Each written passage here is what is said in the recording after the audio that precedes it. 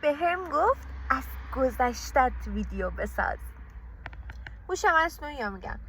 گفت واسه این که بخوای ویدیو توی یوتیوب بذاری، حالا چند تا ایده به هم داد. میتونی بلاگ درست کنی، بلاگ سفر، اون کلیپایی که داری و کنار هم دیگه بچینی و غیره و غیره و غیره، و از گذشتت صحبت کنی، ویدیو بسازی.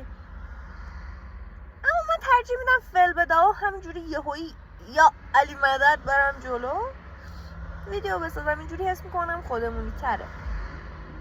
و اینکه گذشته تو گذشته مونده، بابا بی خیالش.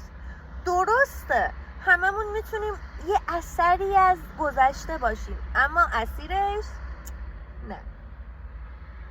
اصلا پشمام، چه زشته بگم پشمام، چه سخن نابی گفتن. خودم برام ریخت. میدونی من واسه این ویدیو 1000 بار فکر کردم.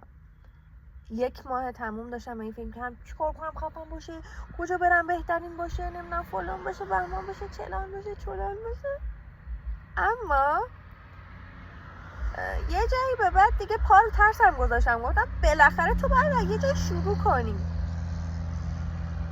از روز اول تو از خودت انتظار نداشته باشی که ویدیو بترکونه، ویدیو خیلی خفنی باشه و خیلی خفن باشی، ولی خیلی خفن میتونی بشی.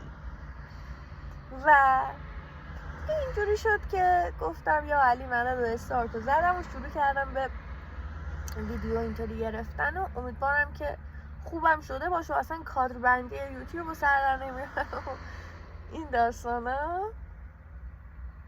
ولی قشنگیش به اینه که یه جایی شروع میشه و تو شروع میکنی استارت زدن و پا رو اون ترسه که میذاری دیگه تمومه. مثلا من اولش حس میکردم خیلی سختمه. حالا قبلا تجربه صحبت کردن واسه 100 نفر به بالا رو شاید داشتم. خب مثلا اجرا رفتم، مجری بودم فلان. حالا توی یه ویدیوی دیگه راجع بیوگرافی و کاری که انجام دادم و اینا صحبت میکنم بیشتر. اما تجربه اینجوری صحبت کردن با گوشی و که بعدش متوجه بشم خیلی قرار کنن اینا رو نداشتم و حس میکنم که جذاب، شیرینه، یه ترس و یه هیجان عجیبی داره. اون اوله همینه. بترس، اصلا فدای سرت، نمیگم نترس، بترس ولی انجامش بده. مهم نیست چه جوری باشه، کم باشه، کوچولو باشه. میگم من اولش حس میکردم که 10 ثانیه اول رو ویدیو رو نمیتونم پر کنم، دیگه تمومه، قطع میکنم کلیپو. اما الان 3 دقیقه است داریم صحبت میکنیم با هم دیگه و درسته که شاید صحبت ها اونقدری به دردت نخوره، اما اینو مطمئنم که چون دلی دارم صحبت میکنه شاید به دل خیلی ها بشینه. شاید تو هم اون حس من رو یه جای دیگه، توی یه کار دیگه، توی یه شغل دیگه، توی یه فضای دیگه که میخوای استارتش بزنی به این فکر میکردی که وای حالا از کجا شروع کنم. یه جا شروع کن، میشه، بالاخره که میشه. نشدن فدای سر تو، انجامش دادی، تو اقدامش کردی. حداقل این گونه همین. امیدوارم که حال دلت همیشه بهترین ورژن، بهترین حالت ممکنه خودش باشه و اینکه امیدوارم که این فضایی باشه که بتونیم هیجانات خودمون رو تجربه کنیم، تخلیه کنیم و زندگی اونجوری که باید زندگی کنیم. صرف این که فقط حالا روزا میان میگذرن، اتفاقا میفتن، گریه است، خنده است، شادی، غم فلانه، نه.